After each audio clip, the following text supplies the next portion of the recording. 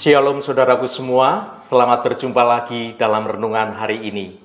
Pada kesempatan ini, doa dan harapan saya untuk saudara semua berada dalam keadaan yang baik, penuh sukacita, dan berlimpah berkat Tuhan.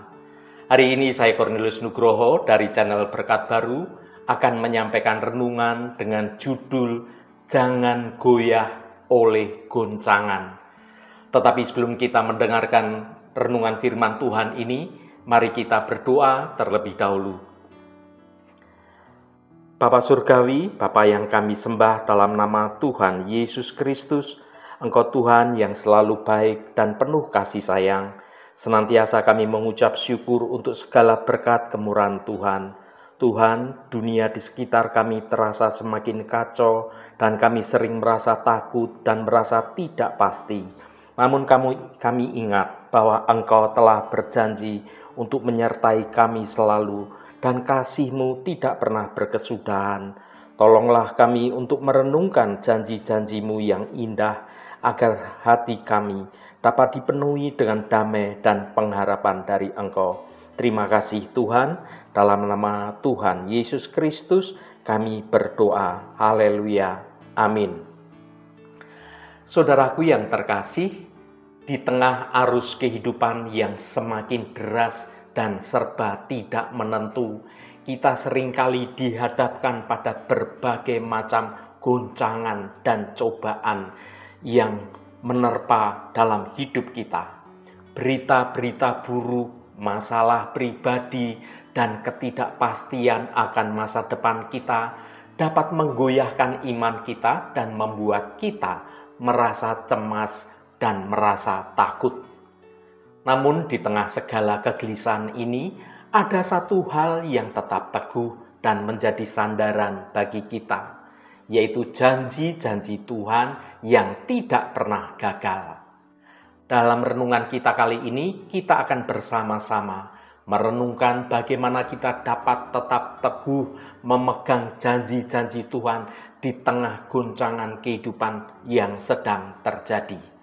Kita akan menemukan suatu penghiburan dan harapan yang sejati, serta kekuatan untuk menghadapi segala tantangan yang ada. Melalui firman Tuhan, kita akan diingatkan kembali akan kasih setia Tuhan yang tidak terbatas dan janji-janjinya yang menopang hidup kita. Kita juga akan belajar bagaimana mengarahkan pandangan kita fokus pada Tuhan, Sang Pengharapan kita yang selalu menyertai kita dalam segala keadaan. Mari kita membuka hati dan pikiran kita untuk menerima pesan-pesan penghiburan dan kekuatan dari Tuhan. Semoga melalui renungan ini dapat menjadi berkat bagi kita semua. Mari kita baca firman Tuhan dalam 2 Tesalonika pasal 2 ayat 3. Janganlah kamu memberi dirimu disesatkan orang dengan cara yang bagaimanapun juga.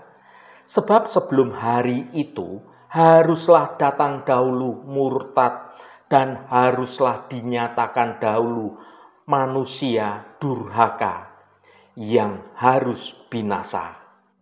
Saudaraku, ayat ini merupakan peringatan keras bagi umat percaya agar tidak mudah terpengaruh oleh ajaran-ajaran palsu atau peristiwa-peristiwa yang seolah-olah menandai kedatangan Tuhan Yesus yang kedua kali.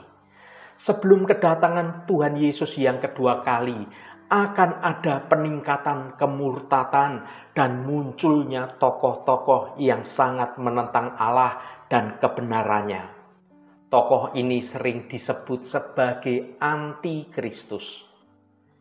Ayat ini juga menunjukkan bahwa ada tanda-tanda yang akan terjadi sebelum hari Tuhan itu tiba. Salah satunya adalah kemunculan manusia durhaka yang akan menipu dan menyesatkan banyak orang. Saudaraku yang dikasihi Tuhan, selama berada di dunia ini, perjalanan hidup kekristenan kita tidak akan selalu berjalan dengan mulus. sebab ada banyak sekali tantangan, rintangan yang selalu menghadang langkah kita. Faktor-faktor inilah yang membuat orang Kristen tidak lagi fokus kepada tujuan hidupnya yang benar. Mata mereka tidak lagi terarah kepada sasaran yang tepat, melainkan mulai menyimpang dari arah yang sesungguhnya. Ada pula yang terseret arus dunia yang sangat menyesatkan. Akhir-akhir ini kita sering mendengar kabar atau berita yang aneh-aneh tentang berbagai jenis penyesatan yang menyerang iman Kristen. Ada gereja-gereja atau persekutuan doa yang tidak lagi memberitakan Injil Kristus secara murni, tetapi Injil sudah diselewengkan dan terkontaminasi dengan logika manusia modern zaman sekarang ini. Hidup di zaman sekarang ini menuntut kita untuk memiliki iman yang teguh dan berakar yang kuat kepada kebenaran firman Tuhan. Kita harus waspada terhadap ajaran-ajaran yang bertentangan dengan Alkitab dan tidak mudah terombang-ambing oleh arus pemikiran dunia. Untuk dapat membedakan kebenaran dari kesesatan, kita perlu rajin mempelajari Alkitab dan memahami ajaran-ajaran dasar kekristenan. Dengan demikian, kita akan memiliki dasar yang kuat untuk menolak ajaran-ajaran palsu itu. Sesungguhnya, doa adalah senjata yang ampuh dalam menghadapi serangan rohani. Kita perlu berdoa, memohon hikmat dan pengertian dari Roh Kudus agar dapat membedakan antara roh kebenaran dan roh penyesatan. Juga jemaat adalah tempat di mana dapat saling menguatkan iman antara yang satu dengan yang lain, bertumbuh bersama-sama dalam kebenaran Tuhan. Dengan bersekutu dengan sesama orang percaya, kita akan semakin terjaga dari pengaruh dunia yang jahat ini. Saudaraku, di tengah meningkatnya kemurtatan, kita dipanggil untuk menjadi saksi Kristus dan memberitakan Injil kepada orang lain. Dengan demikian, kita ikut berperan dalam mempersiapkan kedatangan Tuhan Yesus yang kedua kali. Waspadalah saudaraku, sebelum menerima suatu informasi, kita perlu memeriksa kebenarannya dengan sumber-sumber yang terpercaya, seperti Alkitab dan ajaran para pemimpin rohani, gembala saudara, dan juga orang-orang yang kita anggap imannya hidup dalam kebenaran, iman yang dewasa. Berhati-hatilah dengan informasi yang ada di media sosial, karena melalui media sosial inilah seringkali menjadi sarana bagi penyebaran berita bohong dan juga ajaran-ajaran yang menyesatkan.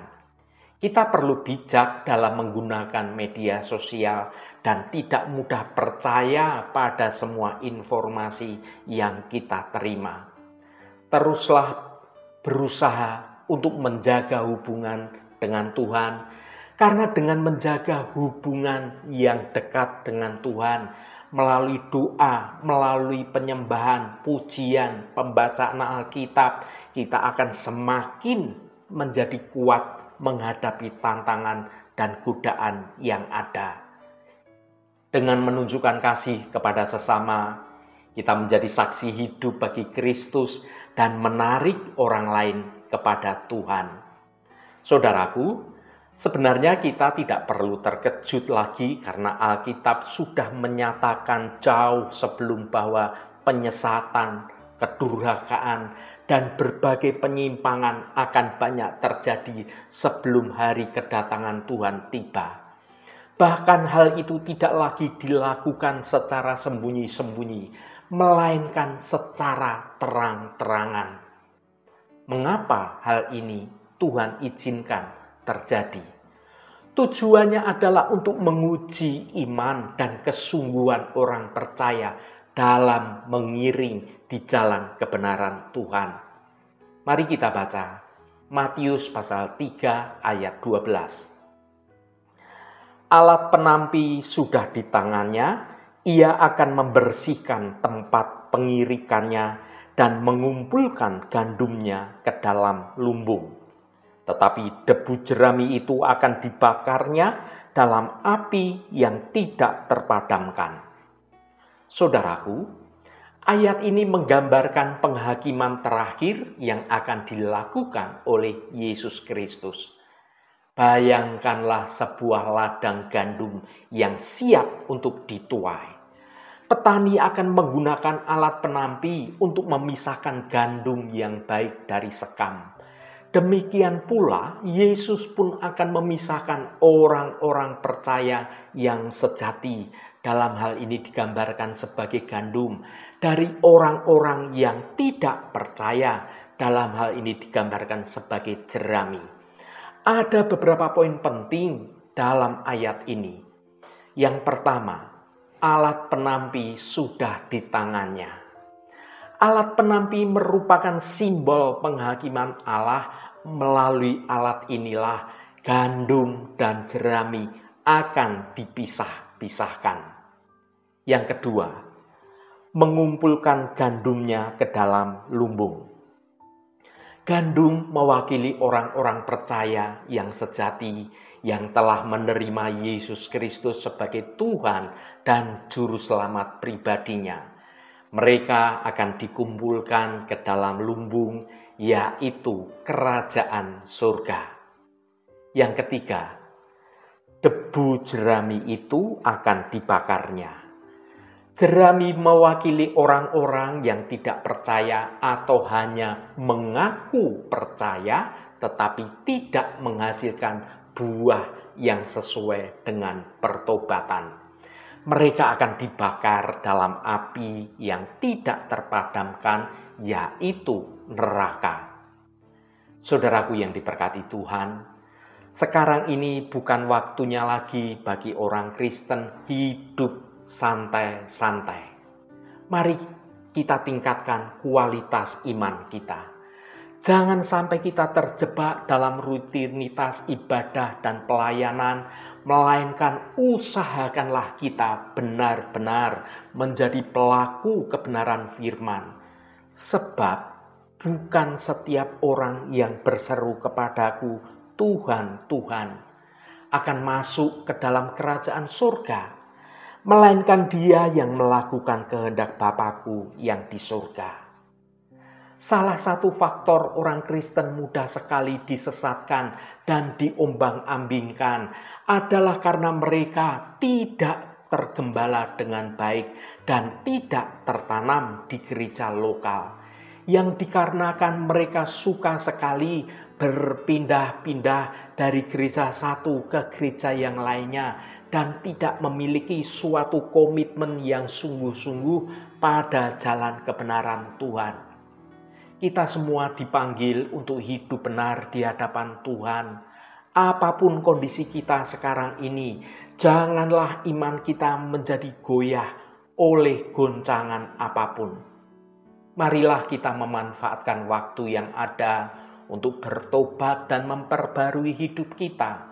Dengan memahami kebenaran firman Tuhan dalam renungan ini dan menerapkannya dalam kehidupan sehari-hari, kita dapat bersikap dan bersiap selalu menghadapi hari kedatangan Tuhan Yesus yang kedua kali. Haleluya, Tuhan memberkati kita semua. Mari kita tutup renungan ini dengan berdoa. Allah Bapa yang kami sembah dalam nama Tuhan Yesus Kristus, terima kasih atas kebenaran firman-Mu yang sudah kami dengar pada hari ini. Bapa yang baik, dalam masa yang penuh gejolak ini kami datang kepadamu dengan segala kerendahan hati kami.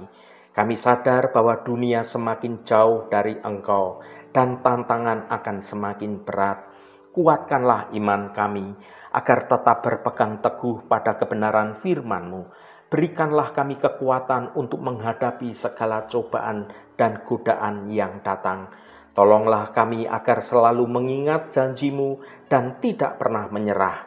Terima kasih Tuhan, Roh Kudus yang akan menolong kami untuk kami sungguh-sungguh mau mendengar kehendak-Mu dan rancangan-Mu dalam hidup kami. Tuhan, berkatilah kami di sepanjang hari ini, dalam segala tugas dan aktivitas kami, dalam studi dan pekerjaan kami, dalam pelayanan kami, dalam usaha kami, dan dalam segala hal. Tuhan akan berkati, dan kami memiliki hidup yang menyenangkan hati Tuhan, dan hidup kami dapat menjadi berkat juga bagi sesama kami. Tuhan, secara khusus kami berdoa untuk saudara-saudara kami dimanapun berada, yang saat ini sedang menderita sakit. Kami mohon jamahan-Mu dalam nama Tuhan Yesus Kristus. Kuasa penyembuhan boleh terjadi pada saudara-saudara kami yang sedang sakit akan mengalami kesembuhan. Jamahan dan lawatan Engkau juga terjadi pada saudara-saudara kami yang saat ini sedang dalam banyak pergumulan dan persoalan. Engkau bukakan jalan keluar bagi mereka, agar hidup mereka boleh menikmati berkat-berkat kemurahan-Mu. Berkati mereka yang hari ini berulang tahun Tuhan. Engkau tambahkan 1 tahun lagi. Terima kasih buat anugerah-Mu, umur panjang di tangan kanan dan kekayaan serta hormat di tangan kiri. Berkat Tuhan mengalir bagi setiap mereka yang hari ini berulang tahun. Terima kasih Tuhan, segala hormat, pujian, dan ucapan syukur hanya bagi-Mu Allah yang kudus. Saudaraku, mari kita berdoa Bapa kami. Bapa kami yang ada di surga, dikuduskanlah nama-Mu, datanglah kerajaan-Mu, jadilah kehendak-Mu di bumi seperti di surga. Berikanlah kami pada hari ini makanan kami yang secukupnya, dan ampunilah kami akan kesalahan kami, seperti kami juga mengampuni orang yang bersalah kepada kami.